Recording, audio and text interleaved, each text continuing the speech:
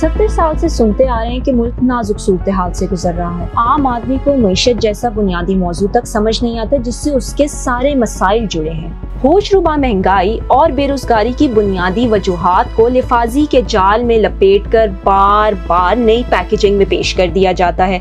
हर आने वाला जाने वाले पे जिम्मेदारी आयद करके खुद पतली गली से निकल जाता है और हल की तरफ कोई नहीं आता। किताबी बातों से परे आज इस डॉक्यूमेंट्री में हम पाकिस्तान के माशी माहिरीन से कराएंगे आपकी बात, जिनका ताल्लुक बराह रास्त सहाफत, सियासत और मईशत से है। बात होगी आपके मसाइल, वजूहात और उनके हल पर। हमारी मईशत की ऐसी हालत का जिम्मेदार कौन है, फैसला आप खुद करें।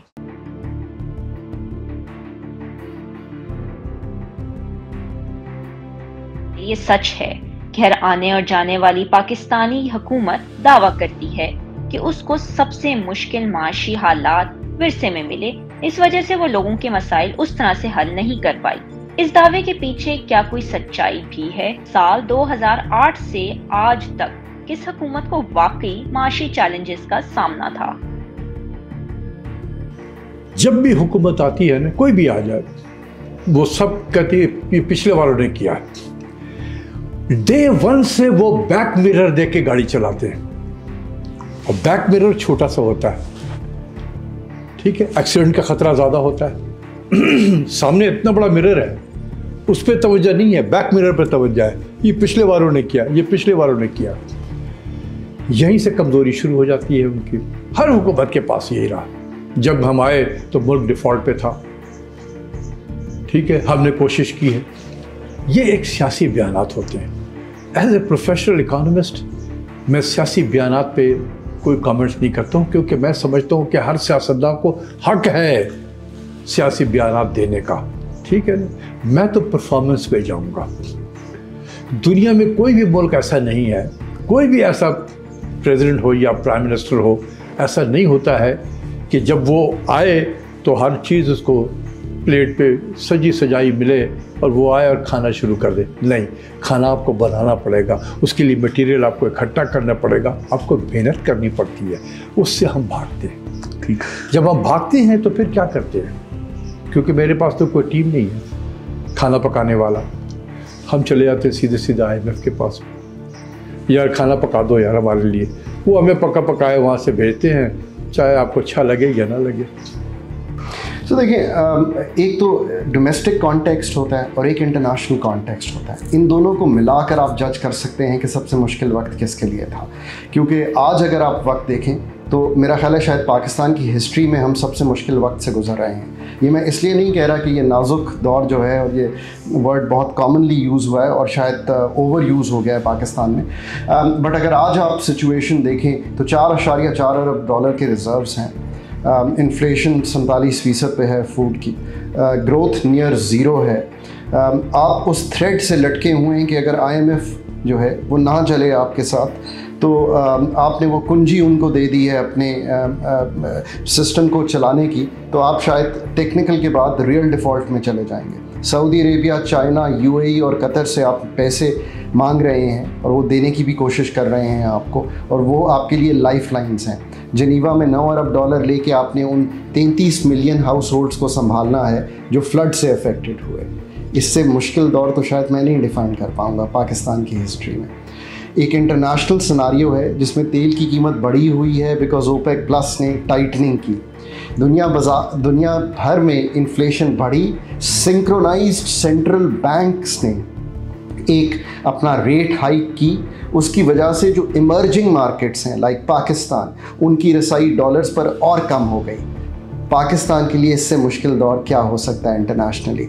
एक्सपोर्ट्स असरअंदाज हैं बिकॉज जब भी वॉलमार्ट महंगा बोरो करेगा या तो आपसे वो एक्सपोर्ट जो आप करते हैं चीज़ें, उनको स्टोर करने की कम सकत होगी उसमें। Things are really tough. So internationally ये सिनारियो है। डोमेस्टिकली मैंने आपको एक्सप्लेन कर दिया। पॉलिटिकल इंस्टेबिलिटी, एक रीज़न है, बट एक स्पेशल फैक्टर है जिसका मैं बारहा जिक्र करता हूँ, और वो ये है कि पाकिस्तान ने इतनी uncertainty on the election cycle शायद पहली बार अपनी ज़िंदगी में देखी है। You were always sure whether it's the democratic regime or a non-democratic regime, how long it's going to last और सर्कल जो है वो कैसा चलेगा। पर आज एक आम आदमी, एक ख़ास आदमी, एक मल्टीलैटरल, एक इंटरनेशनल पार्टनर, एक फ्रेंडली कंट्री ये नहीं समझ पा रहा कि आपका इलेक्शन साइकिल कैसा चलेगा, क्या वो गुफ्तो शनीद से तय होगा। ये एक एडेड चीज़ है जो नई है पाकिस्तान में। So today probably is the most challenging. ये मैं इसलिए इसका इजहार कर रहा हूँ, मैं पिछले दौरों का ज़रूर आपसे गुफ्तगू कर सकता हूँ, मैं 20-25 साल से पाकिस्तान की इकॉनमी को पढ़ भी रहा हूँ और इन्वॉल्व भी रहा हूँ, बट हमें तो ये देखना है कि हम आज कहाँ खड़े हैं। Looking back is not going to solve any issue. Looking back will help when we talk later कि पेरेनियल मसाइल कैसे हल करने हैं, पर आज बहुत ही मुश्किल दौर है domestically, politically, socially and internationally. मेरे ख्याल में सबसे मुश्किल हालात जो थे वो 2008 से 2013 में पीपल्स पार्टी के लिए थे, क्योंकि एकदम वो एक नया क्राइसिस आया था। उस वक्त जो है आपकी इलेक्ट्रिसिटी की भी शॉर्टेजेस थी, इंटरनेशनल ऑयल प्राइसेस भी बहुत ऊपर थी, और उस वक्त जो है वो एक 12-14 घंटे 16 घंटे की, आपको याद होगा लाहौर में लोड शेडिंग भी होती थी और पंजाब में बाकी जगहों पे भी होती थी, और एक मुश्किल हालात थे। तो वो एक मुश्किल हालात थे। दूसरा फिर अगर देखे जाए तो कोविड एक मुश्किल हालात है, जिस कोविड को बड़े अच्छे तरीके से इमरान खान की गवर्नमेंट ने उसको संभाला, और उसके बाद अगर ये हालात ख़राब देखें तो ये पीडीएम गवर्नमेंट के लिए हालात ख़राब हुए कि जब ये वोट ऑफ नो कॉन्फिडेंस और सारा कुछ हुआ, लेकिन अनफॉर्चुनेटली इन्होंने इसको बहुत बुरी तरह हैंडल किया। I think inherit is a very strong word है, क्योंकि हम ये नहीं कह सकते किसने क्या चीज़ इनहेरिट करी। 2008 में देखा तो ग्लोबल फाइनेंशियल क्राइसिस बिल्कुल उस वक्त स्टार्ट हो गई थी, तो that was a pretty difficult time.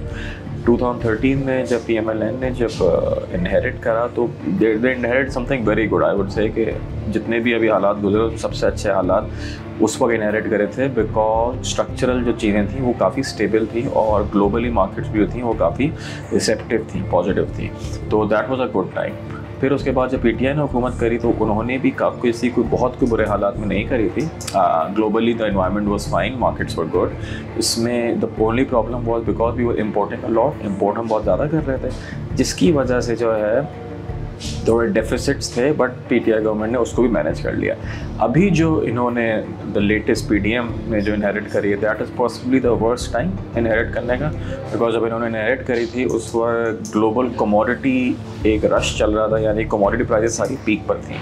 बहुत सारी जो चीज़ें हैं, इकोनॉमिक फैक्टर्स वो ख़राब हो रहे थे और एसेंशियली दुनिया में जो एक स्लो डाउन हो रहा था। तो this is what we are seeing right now. ये स्लो डाउन पिछले साल स्टार्ट हो गया था, मगर उसके जो रिपल इफेक्ट्स हैं वो अभी हमें देखने को मिल रहा है। तमाम जो हुकूमतें हैं, जब जनरल मुशर्रफ की हुकूमत ख़त्म हुई 2008 में, वो एक बहुत बड़ा पीछे फिस्कल इम्बैलेंस, एक्सटर्नल सेक्टर का इम्बैलेंस वो छोड़ के गए। बावजूद इसके कि जो 2001 से 2008 का पीरियड था, पाकिस्तान में बेतहाशा गैर मुल्की पैसा आया, जिसमें ग्रांट्स भी थी, सॉफ्ट कर्जे भी थे, पाकिस्तान की को डेट की रीशेड्यूलिंग भी मिली, तो वो एक पीछे बहरान छोड़ के गए। इसी तरीके से आप देख लें 2012 के आखिर में, 2013 में जब इनकी हुकूमत फरवरी मार्च में ख़त्म होती है पाकिस्तान पीपल्स पार्टी की, हम फिर उसी पोजीशन पे खड़े हुए थे। 2018 में जब इनकी ख़त्म होती है हुकूमत PMLN की, हम अगेन उसी तरह का क्राइसिस था। अब ये उसका मैग्नीट्यूड कितना था, वो कम था, वो ज़्यादा था, सिवियरिटी की आप बात कर रहे हैं कि कौन ज़्यादा बुरी जो है सूरत हाल छोड़ के गया। With the passage of time, चूँकि आपकी इकॉनमी का साइज़ बढ़ रहा है, महंगाई होती है, आपकी ज़रूरियात बढ़ती हैं, तो उसके जो रिक्वायरमेंट्स होती हैं फिर गैर मुल्की कर्ज़ों की, वो बढ़ जाती है। तो लगता ऐसे है कि जो 2023 है वो 2018 से बुरा है, जो 2018 है वो 2013 से बुरा है, और जो 2013 है वो 2008 से बुरा है। फैक्टर वही है, इकोनॉमिक फंडामेंटल्स ये ठीक नहीं कर रहे, इकोनॉमी का स्ट्रक्चर ठीक नहीं कर रहे, और एक loose fiscal, loose monetary policy को ये इम्प्लीमेंट करते हैं। तो जो कॉमन फैक्टर आपको मिलता है ये चारों हुकूमतों में, वो ये कि इन तमाम हुकूमतों ने, चाहे वो बिज़नेस फ्रेंडली नून लीग की थी, चाहे वो फार्मर्स फ्रेंडली पीपल्स पार्टी की थी, चाहे बिज़नेस और बाकी जो लॉबीज की फ्रेंडली PTI की हुकूमत थी, या उससे पहले जनरल मुशर्रफ की हुकूमत थी, इन तमाम हुकूमतों ने रियल एस्टेट सेक्टर को प्रमोट किया विदाउट एनी डिस्क्रिमिनेशन। उसका अब उसके कोई भी फैक्टर हो, चाहे उसमें प्राइवेट प्लेयर्स हों, चाहे उसमें मिलिट्री इस्टेब्लिशमेंट हो, उनके उसमें रोल हो, बट इन्होंने जब रियल एस्टेट को प्रमोट किया उसके 2-3 नुकसान हुए। सबसे बड़ा उसका नुकसान ये हुआ कि जो आपकी प्रॉपर्टी थी वो आम आदमी की डेफिनेशन में बिल्कुल कोई गरीब की या लोअर मिडिल की बात नहीं कर रहा, वो जो अपर मिडिल क्लास है उसकी रीच से वो जो एक प्लॉट लेना और एक घर बनाना उसकी रीच से बाहर निकल गया। दूसरा जो सबसे बड़ा नुकसान हुआ जिसने आपकी ओवरऑल मैक्रो इकोनॉमी को हिट किया वो ये था कि जो रियल एस्टेट सेक्टर में पैसा बन रहा था वो आपका ब्लैक इकोनॉमी थी, जो रजिस्टर्ड इकोनॉमी या फॉर्मल इकोनॉमी नहीं थी। लेकिन वहाँ से जो आमदन जनरेट हुई ब्लैक इकोनॉमी से, उसने जो डिमांड रेज की वो डिमांड उसने रेज की फॉर्मल इकोनॉमी में।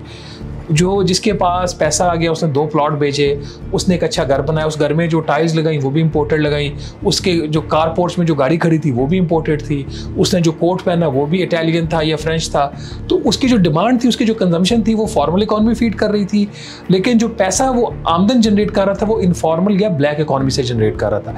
ये इतना एक बैड कॉम्बिनेशन हुआ कि जिसकी वजह से आपकी जो रिक्वायरमेंट्स थी गैर मुल्की कर्जों की, आपने करंट अकाउंट खसारा को फाइनेंस करना था, डेट रीपेमेंट्स करनी थी, वो फिर बढ़ती गई। तो ये आपको ये कॉमन फैक्टर्स इन तमाम हुकूमतों में मिलेंगे।